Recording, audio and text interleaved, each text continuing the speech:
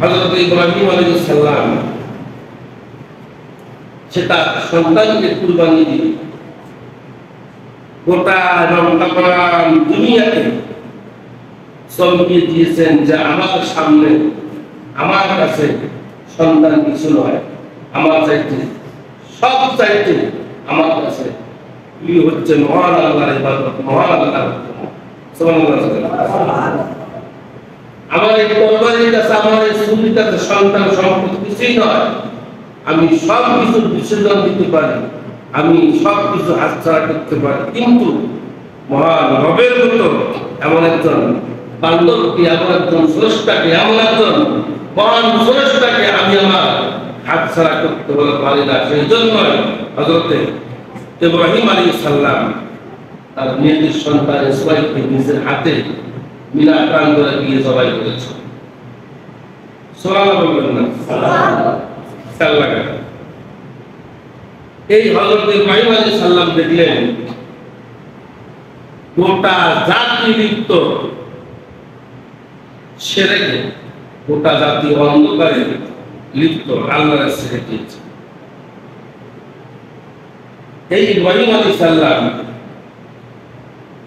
যখন দেখলেন জাতি আল্লাহরে মানেই না, আল্লাহরে বুঝতেই চায় না, আল্লাহরে চিনতেই হলো চায় না, তার বাবাকে বলা হতো আজর করে, কিন্তু আজর কিন্তু তার বাবার আসল নাম নয়। আজর একটা ছিল মূর্তির নাম। কার নাম করে বলুন তো? মূর্তির নাম। এই মূর্তিটা ইব্রাহিম আলাইহিস সালামের আব্বা ঘরে ঘরে নিয়ে ঘুরে ঘুরে বেড়ায়, খুব সম্মান করে, আদর করে। জাতির পিতা হযরত ইব্রাহিম আলাইহিস সালাম বললেন, বাবা এই মূর্তিটা তুমি তো নিয়ে বেড়াবে, তোমাকে খেতে দেয়? বলছেন, বেটা বলো, আমি মূর্তি বানার কারিগর, আমি নিজেই মূর্তি বানাই। এই মূর্তি আমি নিজে বানাই, বাজারে নিয়ে যাই,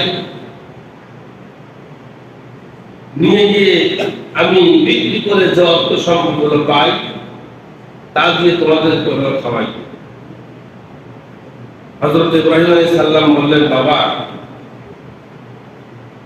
রিজিকের মালিক শুধুমাত্র একমাত্র আল্লাহ, আল্লাহ ছাড়া কেউ কাউকে রিজিক দিতে পারে না।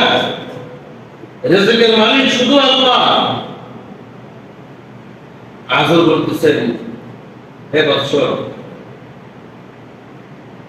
কি বলো তুমি?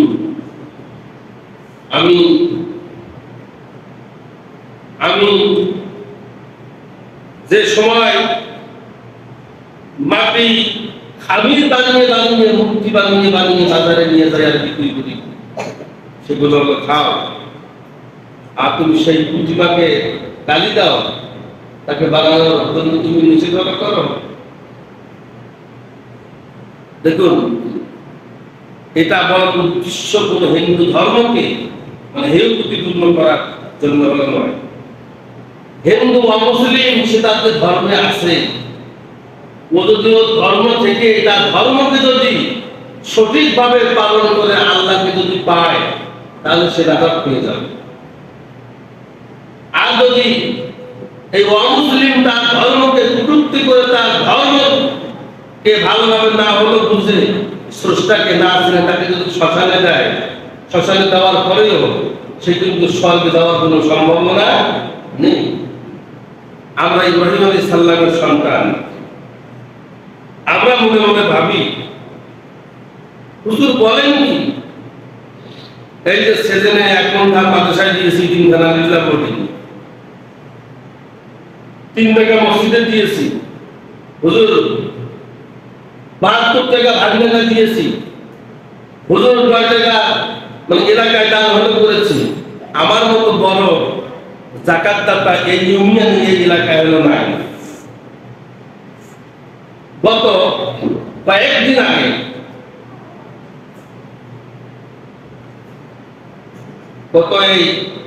আগে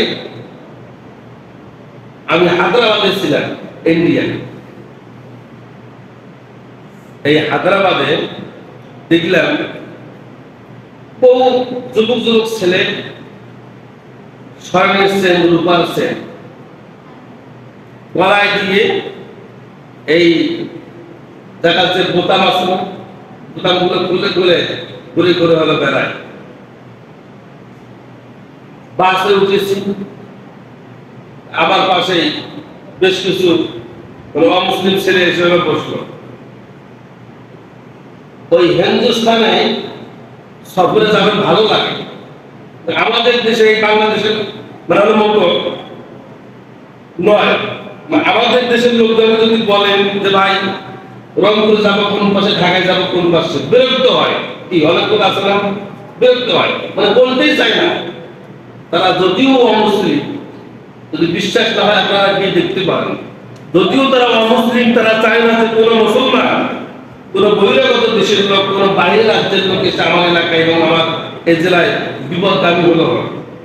তাদের সঙ্গে আমার কথাবার্তা হচ্ছে। আমি বললাম এক পর্যায়ে, বাবা তোমরা যে এই যে স্বর্ণের চেন দিয়েছ, এই গুদামগুলো খুলছো কেন? কেউ কেউ বললো হুজুর গরম লাগে, কেউ কেউ বললো হুজুরদের দেখতে ভালো দেখা যায়, কেউ কেউ আবার বলে বললো যে হুজুর আসলে স্বর্ণের চেন গলায় দিয়েছে, যদি না দেখা যায় তা কেমন হয় না? এখন স্বর্ণের চেন গলায় দিয়েছেন, বোতাম লাগালেই চেনটা ঢুকবে বোতামের নিচে, ঠিক কিনা? তার কি দেখা যাবে? দেখা যাবে না। চেনটা খোলার উদ্দেশ্য, বোতামটা খোলার উদ্দেশ্য হচ্ছে এই, যাতে করে মানুষ দেখুক আমার গলায় স্বর্ণের চেন আছে, কি ঠিক কিনা? অনেক লোক দান করে, শ্রদ্ধা করে ওইভাবে যে মানুষ বুঝুক যে আমি জাকাত দাতা, মানুষ বুঝুক আমি রোজা দাতা, মানুষ বুঝুক যে আমি কিছু হলো করি না। এইভাবে জাকাত যদি কেউ যদি আদায় হলো করে, তার জাকাতের ওসুল এবং জাকাত হলো আদায় হবে না। এমন একটি সম্পদ, এমন একটি জিনিস আপনি আল্লাহর রায় হলো দিবেন, ইব্রাহিম আলাইহিস সালামের সুন্নত তরিকা মতো যেন হয়। সুবহানাল্লাহ। ইব্রাহিম আলাইহিস সালামের সুন্নত মোতাবেক যদি হলো হয়, তাহলে আপনি দুনিয়াও শান্তি পাবেন, আখিরাতেও শান্তি পাবেন। আল্লাহ তাআলা বোঝার তৌফিক নায়ক করুন, আল্লাহুম্মা আমিন।